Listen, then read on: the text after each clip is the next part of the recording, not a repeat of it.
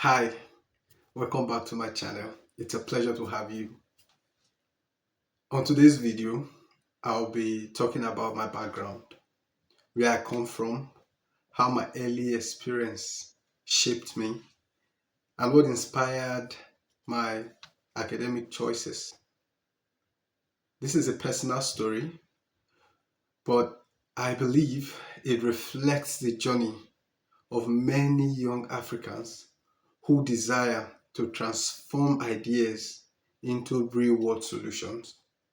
My background: I was born and raised in Nigeria in a family that valued hard work, discipline, and the importance of education.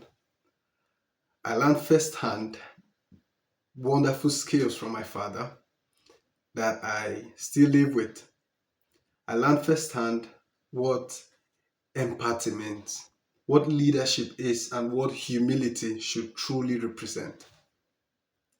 My father was an administrative staff in a government secondary school in Nigeria.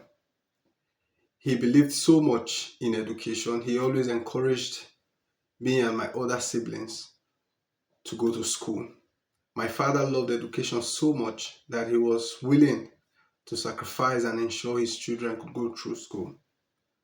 In addition to his job, my father was a farmer. My father was a crop farmer. My father was a farmer that would harvest the best farm produce and actually offer it to us to enjoy in the family. I saw firsthand what it means for my father to preserve agricultural produce using insecticides. I saw him using herbicides for weed control in his farm. I was fascinated to see that agricultural research and knowledge can actually provide solutions to the challenges my father was experiencing in his crop farm. So I wanted an education that would not only teach me theory, but it would give me what it takes to transfer the skills I have learned to solving real life challenges. This is what education meant to me. So I wasn't interested in learning a skill, learning, spending so much time in higher education, and by the end of the day, all I know is theory and not the practical application of what I was learning.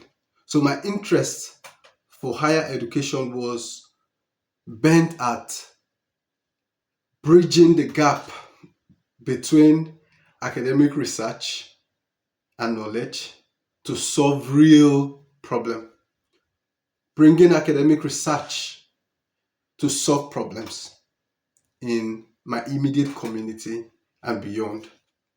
So I decided to study agricultural economics and extension, better out of a desire to improve agriculture beyond the level my dad had it. I knew there was a pattern to which people involved in the act and science of agriculture make profit from it. What am I talking about? That is another topic for another day. I'll talk about what it means to take education to the level where it becomes an act and science to solving everyday problems. So I decided to study agricultural economics and extension.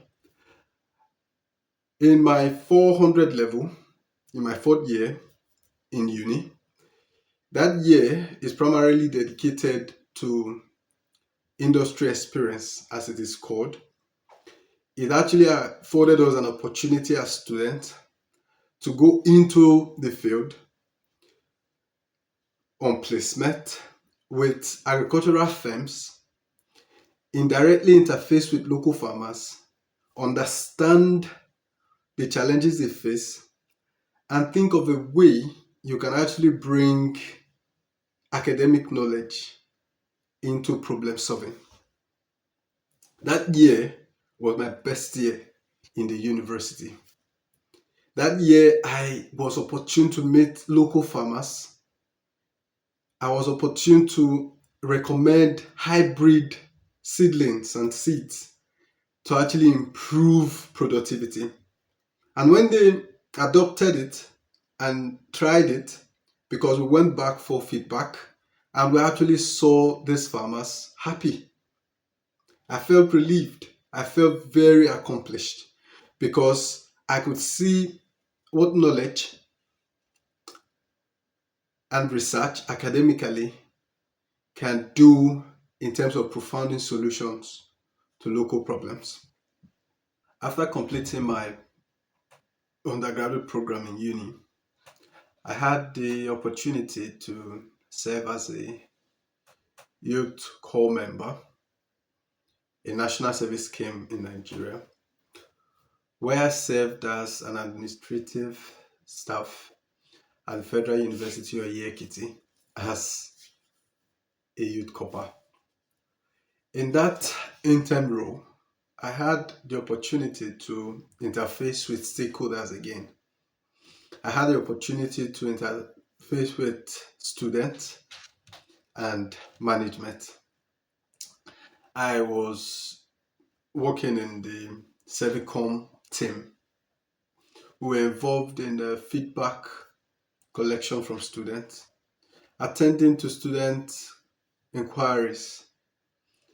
In that role, it brought me to another level of offering services.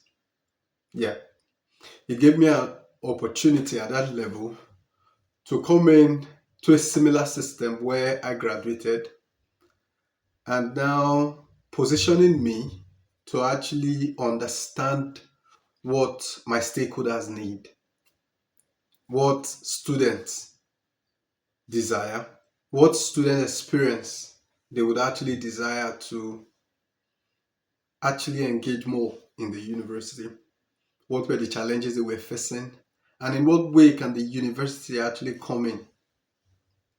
That role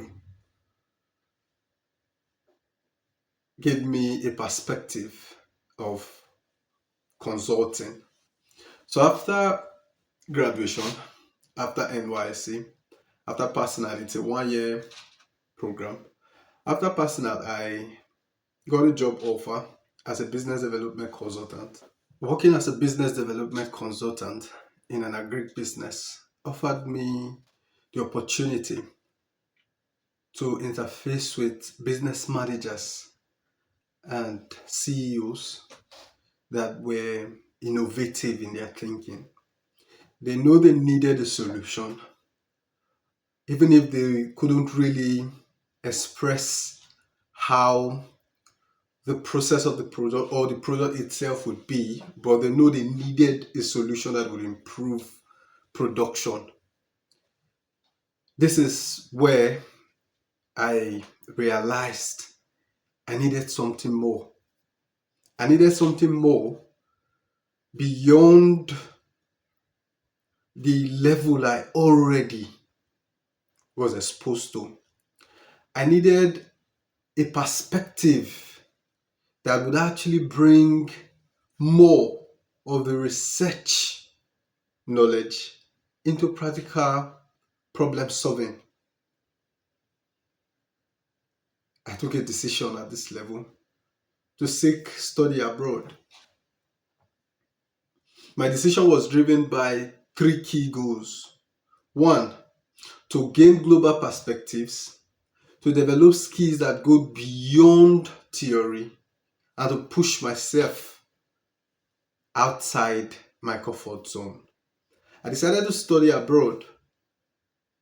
I decided to take myself out, push myself from my comfort zone to gain a global perspective of what university industry collaboration can actually drive in practical problem solving. Now, in the next video, I will talk about why I chose the UK and why I choose to study an MBA program. Thank you very much for always coming back to my channel. Please do subscribe and stay updated, because in this channel